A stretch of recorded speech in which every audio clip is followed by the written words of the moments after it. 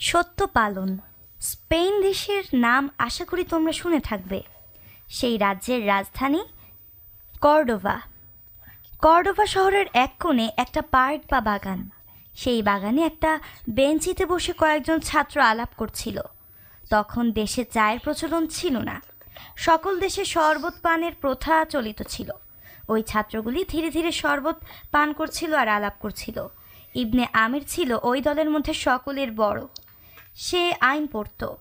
সে বন্ধুদের নিকট বলল, তোমরা শুনে হয়তো হাসবে, এমন একটা বিষয় আমাকে পেয়ে বসেছে। এক বন্ধু বলল, বলোই না শুনি, কী বিষয় নিয়ে তুমি এত গভীরভাবে চিন্তা করছো? ইবনে আমির ধীরে ধীরে বলল, দেখো, একটা আশ্চর্য বিশ্বাস আমাকে পেয়ে বসেছে। আমার কি মনে হয় জানো তো, এ দেশের শাসনকর্তা হয়তো একদিন আমি হতে পারি। একজন বন্ধু তার মনের কথা কেড়ে নিয়ে বলল, বটে বটে, বড়ই তাজ্জবের কথা তো। হে, তুমি হবে দেশের মালিক? তাই যদি হয় তবে সে সময় তোমার পুরনো বন্ধুদের কথা একটুকু মনে রেখো।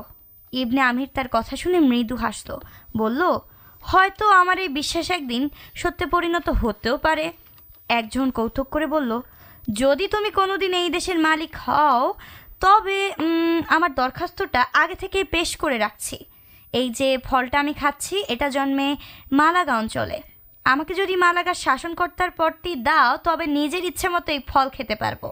আমির হেসে জবাব দিল, বেশ তো, তোমাকে ওই পদটি প্রদান করা হবে। কথা শুনে সকলেই হো হো করে হেসে উঠল। এমন আজগুবি ব্যাপার আর কি হতে পারে? অপরজন সেই সময় একখানি রুটি মুখে পুরে দিয়েছিল। ভারী গলায় সে বলল, ভাই আমির, এই রুটিগুলো খেতে চমৎকার। তুমি যদি কোনোদিন খলিফা হতে পারো তবে আমার কথাটি যেন ভুলে যেও না।